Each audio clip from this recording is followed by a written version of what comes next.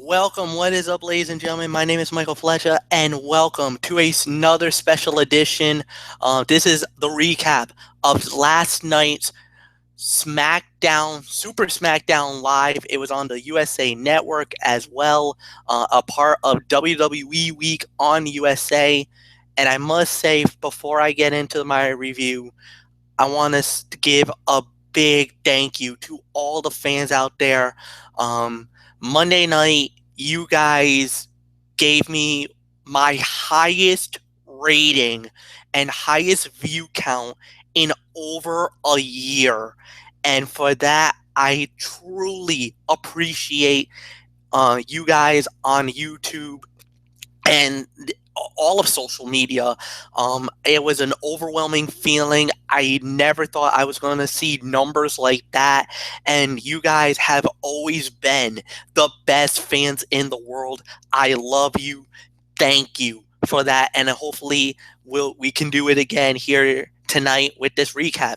So let's start off. And we started out, with a promo by the New Day, but, we're not going to go too much into details about that. You want to get right into the action, so let's do it. For the WWE Tag Team Championships, it was the New Day, Big E Langston and Kofi Kingston to fight against Sin Cara and Slammy Award winner Kalisto, the Lucha Dragons, the winners of the bout, and still the WWE Tag Team Champions, the New Day. They get the pin at 12 minutes and 55 seconds.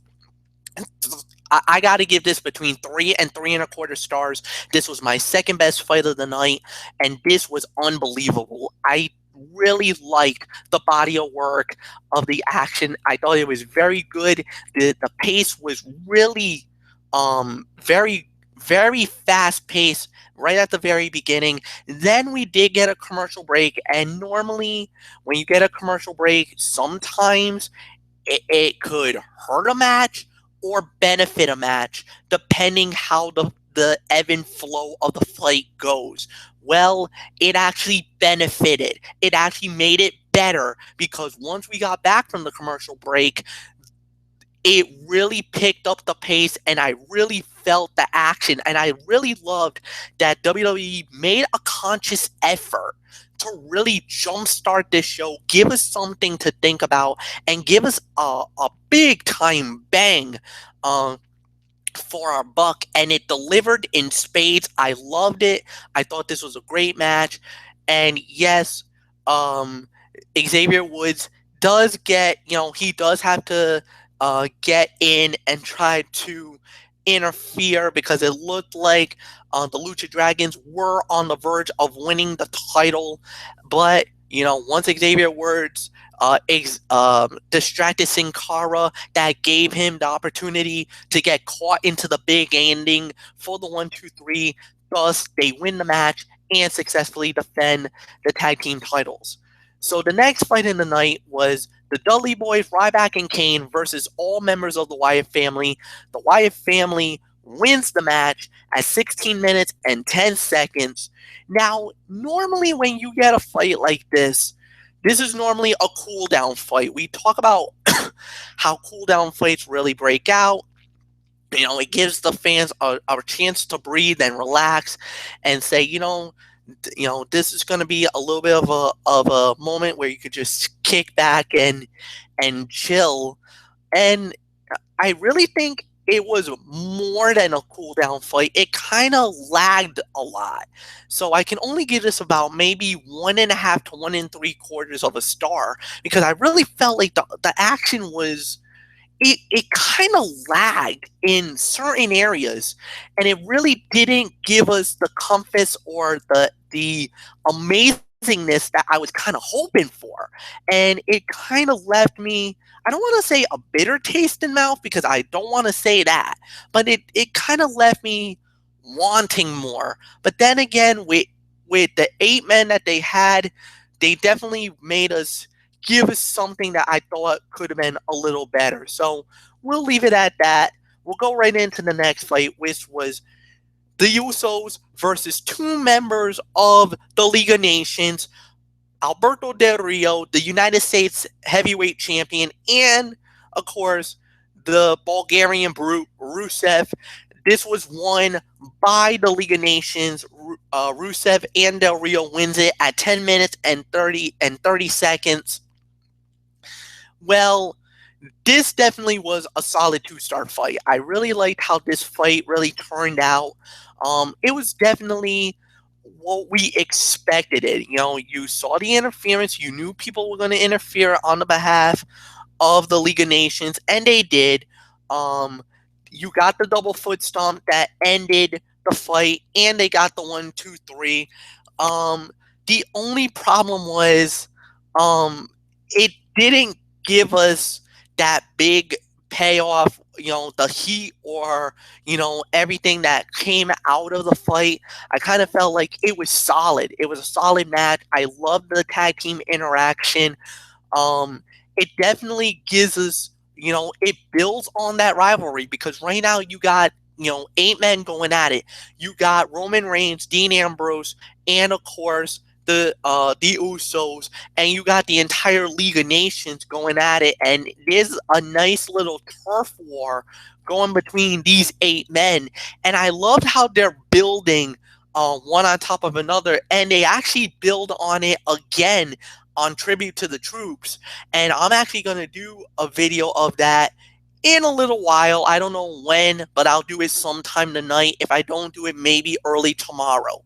So with that said, we're going to go right into the next fight, which was the Ascension versus Titus O'Neil and Adrian Neville with Santino Marella. There was a big backstory behind the scenes, you know, about this starting. The Cosmic Wasteland caused a little bit of some trouble, created some havoc. Santino didn't really like that. So what happened was a tag team match was developed. Titus O'Neil and Adrian Neville wins the match in 3 minutes. By default, worst fight of the night. I could give this an NA. It was too short for my liking. I was hoping for something more. I didn't really get that from this match. So I'm just going to say, you know what? It is what it is. We'll throw this into the next fight, which was Charlotte Flair going one-on-one with Brie Bella. Becky Lynch was at ringside, but she was doing commentary. And the winner of the bout was Charlotte Flair, 3 minutes, 32 seconds via the figure 8 submission. Team Badge showed up. Then they threw eggnog at Becky Lynch. And Charlotte, she watched it on and pretty much didn't do nothing. She basically, did what she had to do. She had the advantage. She was going for the finish. She puts the figure 8, and then she goes and consoles Becky after everything happened. So it's maybe a half a star fight. I mean, it kind of felt like a whole home diva fight. Sorry guys. I know we were looking for, I don't know if we were looking for something more amazing than anything else, but it also planted some seeds of a possible Becky Lynch versus Charlotte Flair matchup sometime down the line, maybe at the Royal Rumble for the Divas Championship.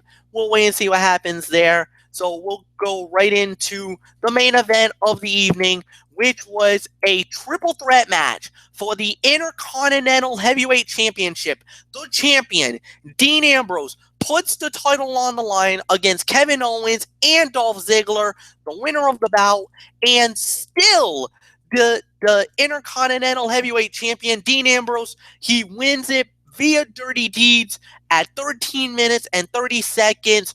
Fight of the night, 3 3/4 to 4 stars is my rating for this match. This was an amazing main event, and it really delivered on everything that we were kind of hoping for. The crowd was really into it.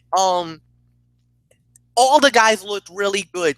It looked like Ziggler was going to get the early advantage. Then Owens definitely looked like he was a lot more stronger. Ambrose gets in the way. They start brawling. Then you get the running senton by Owens. That very much cleared the ring and gave us the first commercial break.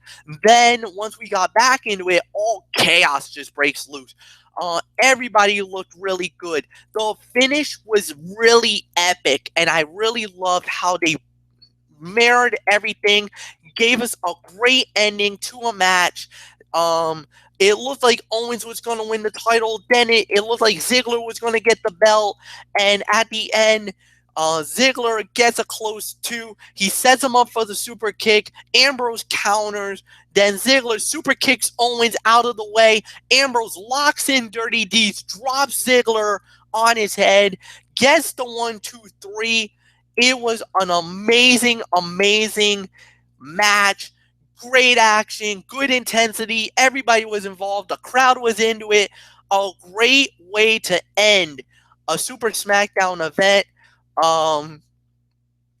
My official rating for this one, I can only give it about a 7 out of 10.